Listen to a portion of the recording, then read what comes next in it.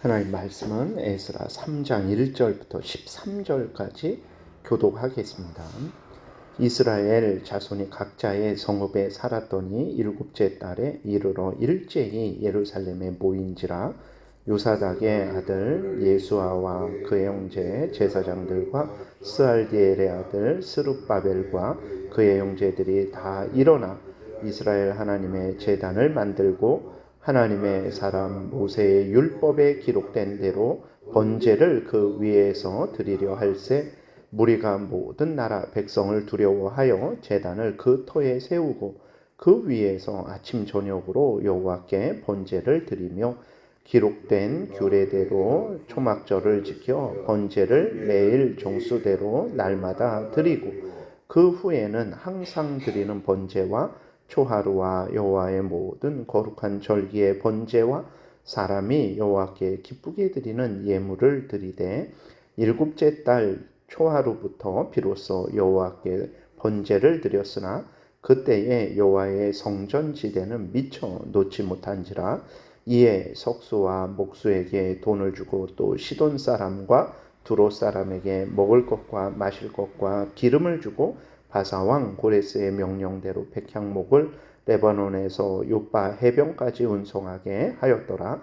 예루살렘에 있는 하나님의 성전에 이른 지 2년 둘째 달에 스알디엘의 아들 스룹바벨과 요사닥의 아들 예수아와 다른 형제 제사장들과 레위 사람들과 무릇 사로잡혔다가 예루살렘에 돌아온 자들이 공사를 시작하고 20세 이상의 레위 사람들을 세워 여호와의 성전 공사를 감독하게 하매 이에 예수아와 그의 아들들과 그의 형제들과 감미엘과 그의 아들들과 유다 자손과 헤나닥 자손과 그의 형제 레위 사람들이 일제히 일어나 하나님의 성전 일꾼들을 감독하니라. 건축자가 여호와의 성전에 기초를 놓을 때에 제사장들은 예복을 입고 나팔을 들고 아삽 자손 레위 사람들은 재금을 들고 서서 이스라엘 왕 다윗의 규례대로 여호와를 찬송하되 찬양으로 화답하며 여호와께 감사하여 이르되 주는 지극히 선하심으로 그의 인자하심이 이스라엘에게 영원하시도다 하니 모든 백성이 여호와의 성전 기초가 놓임을 보고 여호와를 찬송하며 큰 소리로 즐거이 부르며 제사장들과 레위 사람들과 나이 많은 족장들은 첫 성전을 보았으므로 이제 이 성전의 기초가 놓임을 보고 대성통곡하였으나 여러 사람은 기쁨으로 크게 함성을 지르니 백성이 크게 외치는 소리가 멀리 들리므로 즐거이 부르는 소리와 통곡하는 소리를 백성들이 분간하지 못하였더라. 아멘. 기도드리겠습니다. 살아계신 하나님 감사합니다. 이 시간 하나님의 말씀을 전하고 듣습니다. 성령께서 역사하셔서 우리를 향한 하나님의 뜻을 잘 깨달아 알게 도우시고 또 하나님의 알려주시는 대로 잘 믿고 따르게 도우소서. 감사드리고 예수 그리스도의 이름으로 기도드렸습니다. 아멘. 바벨론에서 이제 예루살렘으로 돌아온 이스라엘 백성들의 상황은 아주 매우 위험한 상황이었습니다. 3절에 보게 되면 돌아온 이스라엘 백성들이 주변의 대적들을 두려워했다라고 이렇게 기록이 되어 있어요. 그러니까 이제 예루살렘이 70년 동안 황폐화되었을 때에 가나안 족속들이 주인 행세를 했고 또 사마리아 사람들이, 그러니까 그 사마리아 사람들은 4장에 보게 되면 그들이 누구냐면 아수르 왕이 먼저 이스라엘 사마리아 사람들은 아수르 땅으로 이민시키고 아수르 다른 이방 민족을 사마리아로 데리고 와서 거기에서 살게 했는데 그 사마리아 사람들이 이제 주인 행세를 하고 있었던 거죠. 이민 온 사마리아 사람들입니다. 그래서 이들이 아주 이스라엘 백성들이 예루살렘으로 돌아왔을 때 심한 경계와 위협을 하고 있었던 거예요. 얼마나 그 위협하고 그렇게 방해했냐면 앞으로 보겠지만 이제 성전 건축하는 것을 20년 동안 방해를 합니다. 그리고 느헤미야서에서도 보게 되면 성벽을 건축하는 데 있어서 그 느헤미야를 암살하기 위한 여러 가지 그러한 계략을 세우는 거예요. 그러니까 이스라엘 백성들이 바벨론에서 예루살렘으로 돌아왔을 때 거기 뭐 예루살렘이 아무런 문제도 없고 아주 탄탄대로로 놓여 있었던 것이 아닙니다. 이렇게 죽음을 항상 죽음의 위협을 느끼면서 그렇게 있었던 거예요. 그럼에도 불구하고 이스라엘 백성들은 7월에 일제히 예루살렘에 모였습니다. 왜냐하면 이때에 초막절을 지키기 위해서 그래요. 초막절은 이제 광야에서 이스라엘 백성들이 애굽에서 나와서 광야 생활했던 것을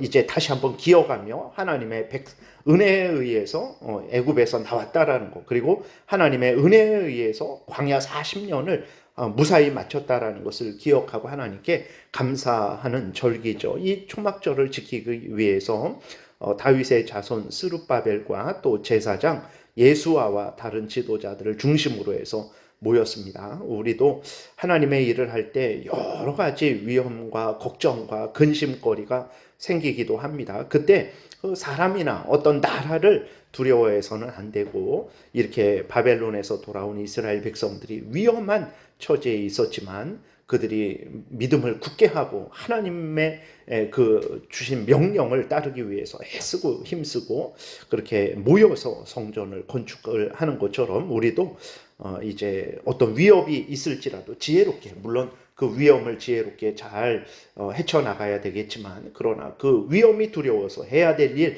하나님이 하라고 하셨는데 그 하라고 하신 일을 못해서는 안 되겠습니다. 사탄 마귀를 두려워해서 안 되고 사람을 두려워해서도 안 되겠습니다. 그 다음에 이스라엘 백성들은 이제 성전터에 제단을 쌓고 번제를 드렸어요. 번제는 하나님께 헌신하는 의미의 제사인데, 돌아온 이스라엘 백성들이 하나님께 전적으로 헌신하겠다, 목숨을 바쳐서 헌신하겠다. 그러니까 그러한 위협이 있는데도 불구하고, 이제 그러한 위협이 있지만 하나님 앞에 목숨을 바쳐서 하나님이 명령하신 성전 재건과 성전 제사의 회복을 위해서 노력하겠다라는 그러한 다짐으로 하나님께 번제를 드린 것이죠. 그리고 이제 하나님의 율법에 있는 대로 초막절을 지켰습니다. 그 이후로 항상 드리는 번제, 초하루 때 드리는 번제, 절기 때 드리는 번제를 드렸고 하나님께 예물을 즐거이 바쳤어요.